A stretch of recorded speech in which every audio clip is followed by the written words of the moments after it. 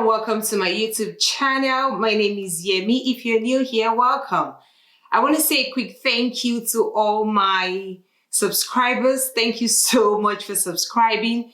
Thank you for being here, and also a special thank you to all my friends and subscribers that take their time to watch with me every Saturday when I do the video premiere. I appreciate your support and your love. Thank you so much. This week, we're going to be talking about something very important to me that is very heavy on my heart, and I'm sure it's also heavy on the hearts of a lot of us that is out there.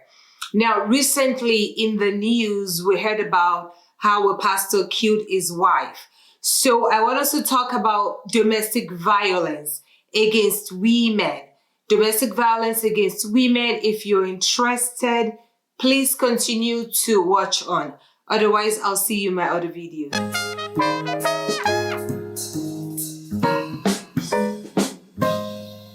As I said earlier, the case of the pastor that shot his wife. Actually, I went and I read a little bit about it, some videos. I'm not going to go into the depth of what happened. If you want to know about it, just put it in Google. There's so many social media and also news source on that case. But what I want us to talk about was in that video, somebody had said, I think it was the lady's brother that said, this is a red flag, this is a no-no. Make sure that you report to the police. And she was reluctant to report the case to the police. And I don't know what day it was. He went to her work and he shot her right in front of where she worked and killed her.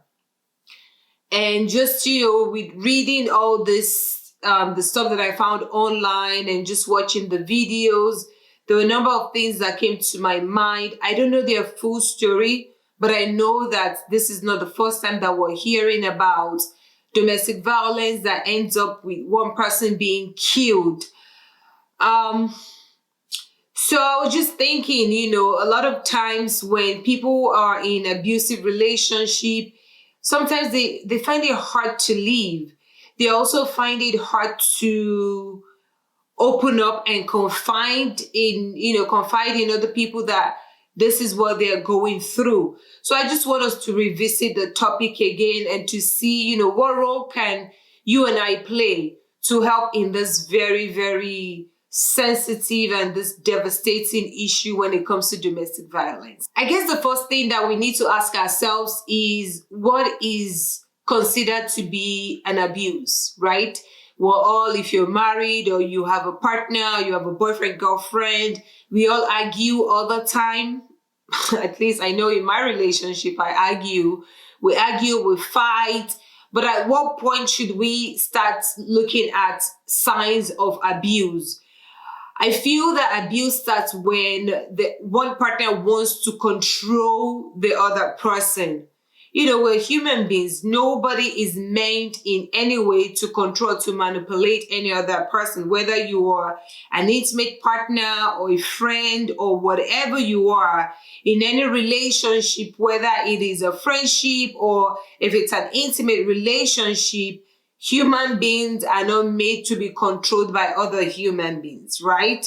So if you are in a relationship where one partner wants to control you and they begin to, show some signs, or they begin to exhibit some characters, right? And I'll go over the character in a little bit, that can be construed as abuse. I think that's what we can say, that that relationship has turned into an abusive relationship.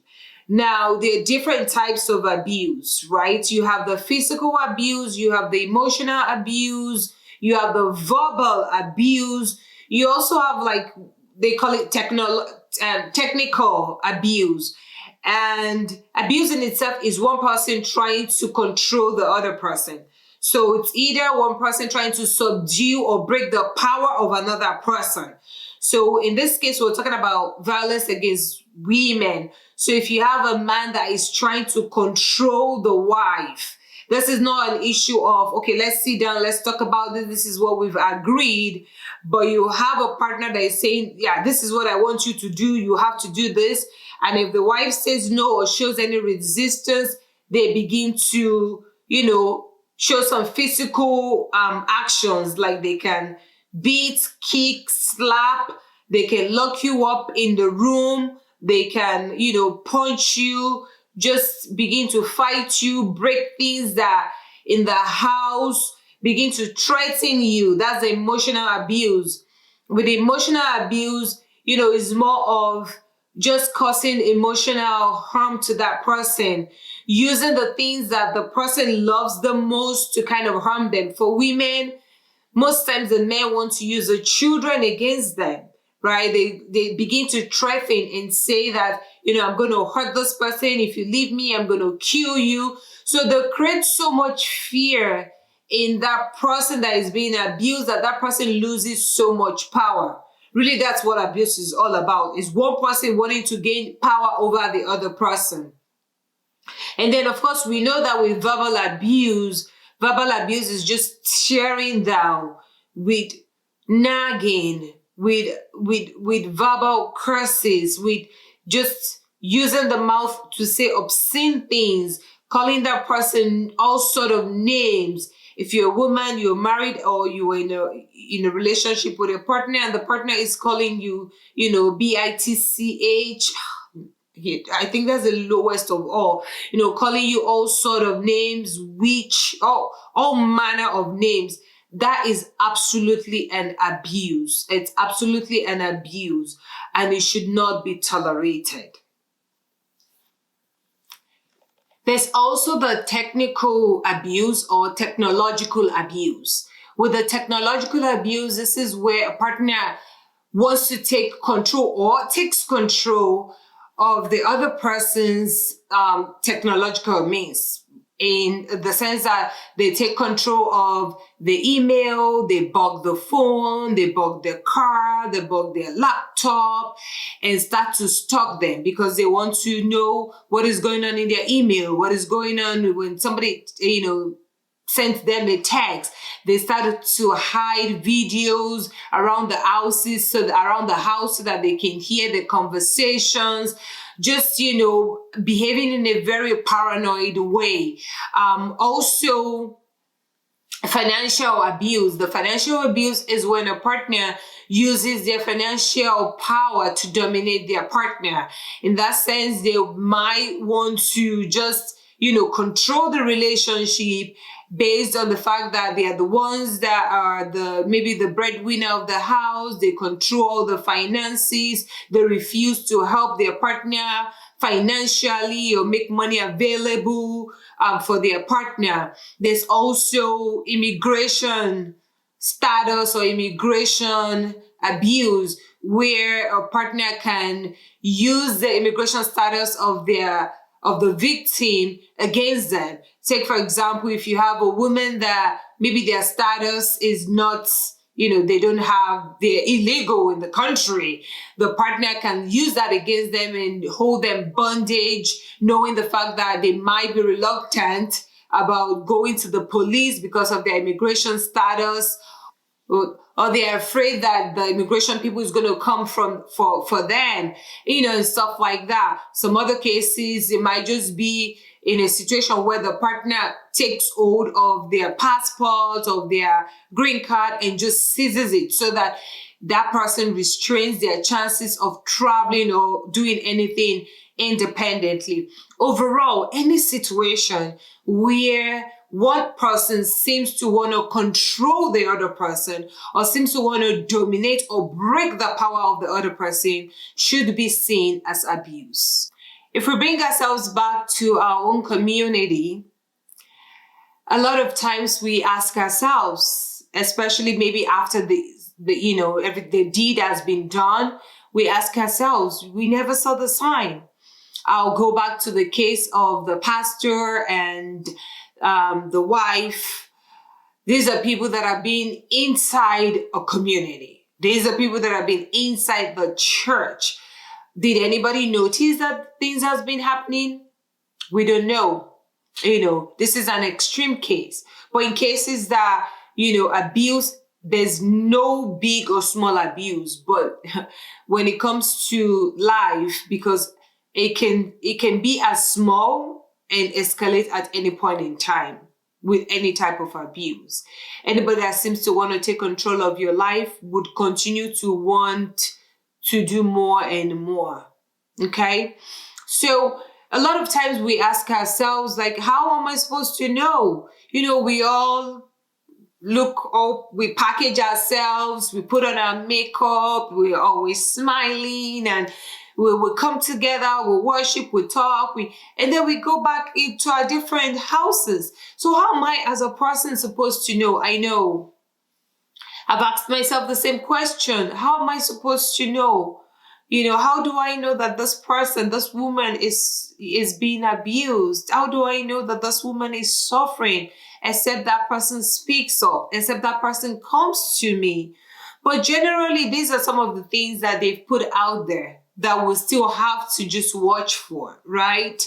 And some of it is when you have a woman that is afraid of a partner, and you have a woman that is afraid of a partner, there is something, we should not be afraid of the person you're sleeping with, right? The person that loves you, the person you're married to. You shouldn't be afraid of that person. You can honor the person because of our culture. You can respect the person because of our culture, but you should not be afraid of that person. Also, when a woman begins to hide stuff, when they begin to hide stuff, maybe that person is being abused. A lot of times we just feel that, oh, maybe this woman, she's hiding her money, or she's hiding XYZ. It might be because, she's selfish, or she just wants to do things separately, or she's being unfaithful. We never know. Let's not assume. If you have a woman that is hiding stuff, it might be that in the house or in the home, when she gets in the home, a partner is wanting to control and not leave anything for her. It might be. So, yeah, if you have a woman that is hiding stuff, that is absolutely a possibility that she's in an abusive relationship. If you have a friend that was really happy and jovial and, talkative, and all of a sudden that person just shuts down for no reason. There could be other things going on, but let's also consider that abuse might be going on as well. Right? If you have a person, or if you have a woman that maybe before used to hang out with friends and families, and all of a sudden they just stop seeing friends, they stop picking up phone calls, they stop, their usual personality and showing up for maybe gatherings and parties, there's a high possibility that that person could be going through abuse. Then the very obvious, if you are for some reason maybe close to that woman, close to a family, and you are with them and you see the person demonstrate a very bad temper. If you have a man demonstrate a temper while you were there as a visitor, then you know that relationship is abusive. Because if you were not there, you can imagine what would have happened with that temper. Another thing also is when you begin to see some injuries, injuries that you cannot explain, black eye, bruises all over the body that we cannot explain. Those are signs that somebody might be going through abuse. Now, I know that generally these signs might be very tricky to see, because a lot of times, women that are abused find it really hard to speak about it. They find it a lot of times when we hear about domestic abuse cases or violence against women, we always wonder, why did she not leave? Why did she not speak up? Why did she not go to the police? There are many factors that can actually affect that. I think one of them is love and hope. A lot of times people that are being abused, they still love their partner, even though it might sound It might sound really weird that you're in love with somebody that abuses you. Yes, it is very possible. Remember, it doesn't always start out, an abusive relationship does not always start out as abusive. And this is where for me personally, in some issues and cases when I've been privileged to speak to someone that maybe they had issues, with their marriage friends. Once you see the red flag, don't wait. Don't let that person, convince you and say, I'm sorry, it's just this one time, it will never happen again. Most times it will happen. It will happen. And this is very, especially with our culture, right? And these days, most times when couples are having issues and they bring it to the community leader to help to maybe solve, and we try to, placate, please don't, let's settle this quarrel, I don't know. I'm very conflicted at this point, especially when it comes to, should we be begging people to stay in their marriage? Just given the fact that we've seen so many things, happen. When a grown woman decides that she wants to pack her load and go, it's okay. Marriage is not the only thing that we do in life. Marriage is not the only thing that we do in life. We need our lives to live this life. So if you're in a situation where you're being endangered or you're being you're in fear for your life, it's okay to pack your load and go. Yes, if your life is in danger, it is okay to pack your load and go. We may be asking, for victims of abuse, why don't they speak up? Why don't they pack and go? Why don't they leave? Why don't they seek for help? Most times, some of the things that might be affecting that is because of love and hope. They're still very hopeful. Yes, that this person will change. We all, love to pray for our lives, our marriages to be better. And so you have somebody that is being abused or that is being put in a situation that is not good. They're being abused. But you still find that woman praying and fasting and, because of the love and hope that they have for that relationship. That's one thing. Another thing could be because of fear.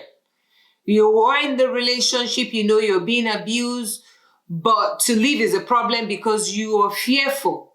That person is afraid. And they're rightly afraid because of situations where, the man might just snap and come for their life. They're afraid of what will happen. Will this person kill me? Will this person come after me? Or a lot of times because they believe in, we're married, is for better, is for worse, especially as people of faith. Especially as people of faith, we'll be like, we've already taken the vow. I believe so much in this marriage vow, and I want to hold on for as long as I can. Sometimes also women can think that, oh, it's my fault, I'm not good enough, and it sounds twisted, but if somebody is in a relationship where they have been put down, they have been abused verbally, there's no more confidence. So any small thing, you will think that, yes, it's my fault. I caused it. Maybe I stayed out late. That's why this person slapped me. And let me just say, I was talking to someone. I was talking to someone and just discussing this issue of the pastor that killed his wife. And the lady said to me that, oh, what did she do? She must have done something to make him snap. Really? That is unacceptable. And that's one of the problems I feel that, is going on in our community, where people just fail to be empathetic. How can you say it's somebody's fault that they got killed? Does anything in this life warrant that somebody should take another person's life? Let's think about it. So these are some of the things I feel that women that are in abusive relationship might be thinking. There's no support. They will feel like, if I leave, I have failed. I have failed. I have failed my life. I have failed as a person. I have failed because my relationship, failed. That is not true. The fact that your marriage failed doesn't mean that you are a failure. There's so many aspects of our lives. And of course, you can always find hope and love again. So, don't look at a situation and think that, that's you have no way out. There is always a way out. Also, women find it hard to leave when they are being abused because of the lack of financial support. They will think, okay, I don't have money. How can I leave? I can't make money. And I have to tell you, I was supporting. I was being a sister, I would say, to somebody for a long time that would always say to me, she was in an abusive relationship, really. It wasn't physical, but it was mental, emotional, verbal, very, very verbal. And I was being a friend and a support to her at that time. And she would always just, I know what I'm going to do. I'm going to save up money and I'm going to leave. I'm going to save up money and I'm going to leave. It becomes a cycle because of the lack of financial stability for the woman. She feels that she doesn't have the power to leave. She feels that if I leave, how will I support myself? How will I support my children? How will I support my children? I've already talked about lack of confidence. When somebody is in a relationship that they've already been, tore down and just pulled down, they have no shred of confidence to leave. Bible says that faith comes by hearing, and hearing through the word of God. Hey, faith comes by hearing. You believe things that you hear over and over again. Your mind begins to believe it. Your mind begins to, really believe it. So if you're in a space where you're being told that you're not enough, look at you, you're fat, look at you, you are too skinny, look at you, you're ugly, you look like a dead corpse, all those wicked words. After a while, the person will begin to believe that word. Another reason why women, fail to leave is children. I feel that this is a big one. Children, because they're like, I don't want my children to grow up in a broken home. I don't want my children to grow up without their father. I don't want my children to grow up, being stigmatized that they're from a divorced home. Listen, it doesn't matter. And I also want to just, I think in our communities, a lot of times when people are going through divorce or maybe having issues in their marriage, we always look at their children like with pity. Let's stop doing that. I've seen a lot of single women bring up very successful children. Absolutely. So let's stop looking at people that don't have the ideal family as less than, because nobody knows tomorrow. It might be that child that comes from supposedly a broken home looks at themselves and wants to do a whole lot better than what they had in their childhood. So let's not conclude other people's future for them before God concludes it, because we are not God. How can you and I be helpful to a woman that is being abused, or a woman, a friend or sister that is in an abusive relationship or going through a difficult time in their marriage? I think the first thing we can do is to listen. Lend a listening ears, right? Lend listening ears to them.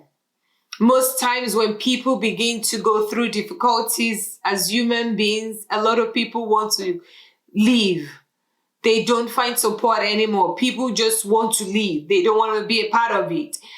And I think in our culture, we always feel like, oh yeah, because my friend is going through this, it might happen to me too. Let me leave them. That's very poor. Let's learn to be our sister's keeper. Let's learn to be there for other people, because you never know when you yourself will need help. It might not be the type of help that you're rendering that you will need, but you might need help. You will need help. sometime because we're all humans. How can you help? Let's stop shaming. Let's stop shaming and gossip. When people go through difficult times, when you see a woman that is going through divorce, when you see a woman that is being abused in a relationship, especially as a community, let's stop gossip. Let's stop the whispering. Let's stop the shaming. Let's stop looking at them with a side eye. Before you didn't used to greet them. Now you are making sure that, you are greeting them, or the other way around. So let's stop the gossip. Let's stop the shaming. Let's stop stigmatization. I always just find it amazing. In our communities, I've seen it so many times that when women are going through issues, they just want to disappear. And do you know why? It's because of what they are hearing, because of what people are saying. I can give so many examples. When people are going through difficulties, when women are going through issues in their marriage. I had somebody who sometime was telling me that somebody said that, why did her husband leave? What did she do to make her husband leave? How dare you? How dare you ask that question? Are you God or are you their judge? Right? How dare you ask that question? Please, let's stop shaming. Let's stop the gossip. Let's support each other. Because today, it is Sister A that needs the support. Tomorrow, it might be me or it might be you. Nobody is immune to problem in life. Nobody is immune to problem in life. We all just pray. That's all we do. We all just pray. And the Lord will help us. If you've had opportunity to be of support to somebody going through a hard time or going through abuse or going through marital problem, you will find that sometimes it is very hard. But I want to tell you, to support a sister, do not give up on them. Because they are most times in a state of confusion. One day they feel love for this person. The next day they feel, conflicted and feel hate and feel that they need to run. The next they feel like, oh, maybe I should give it more time. So in your conversation with them, you'll be like, make up your mind. What are you saying? So it's not for us to tell them what to do. It's for us to listen. You can make your point of view known, but you can't force it on them. That's one thing. So be there for the long term. Endure that period of time with them. It might be hard because they might be acting irrational, but make sure that you're there. Don't give up on them. Don't run away. Pick up their phone call. Please pick up their phone call. Be there. Lend listening ears, and that will go a long way to help that person. Another thing is when somebody comes to you and they tell you and confide in you that they're in an abusive relationship, take it very serious. In a society, we tend to underestimate some things because of our culture and say, this is how the men, they're like this, that's their behavior. No. Please, when somebody comes to you, the fact that they are opening up and they're telling you that this is what they're going through, take it very serious. Take it serious. Don't undermine what they're telling you. Don't wave it away. Most times we tend to wave things away like, oh, guys are like that. No. It's not always the case. Please, let's make sure that when somebody comes to you and report or confide in you that they're going through a certain level of issues, let's make sure that, we are taking it as serious as we can. And if you are ever in a situation where you witness somebody abuse their wife in front of you, do not hesitate to call 911. Most times we're always like very hesitant. What if I call 911 and they deport them then that man should learn not to, he should learn not to abuse his wife or anybody. It is wrong. So please, these are the things that we can do to support. There's so many other things that we can do. I want you guys to put ways that you can support in the comment section for me so we can talk about it together. To help, you can also help her to plan a way to escape. You can help her to plan a way to escape. You can help her to, if she wants to save money with you or keep money with you, you can also help financially as well. What are the things that you don't want to do with somebody that is being abused? You don't want to blame her for the abuse. You don't want to be critical of her because that would just shut down access to you. They'll stop talking to you, and that doesn't help anything. You also don't want to criticize the partner. You don't want to criticize the partner. You don't want to pressure her into making decisions. Remember, most times when people are in an abusive relationship, they're already being controlled. So you don't want them to think that you are there to control them. You don't want to pressure them. You don't want to control them. You really don't want to advise them. You can just say something very, in a small way. If they take it, that's fine. Because most times we know as human beings, we know. It's just that maybe, like we've discussed before, they may not have the confidence to leave or the confidence to take the next step that they're supposed to do.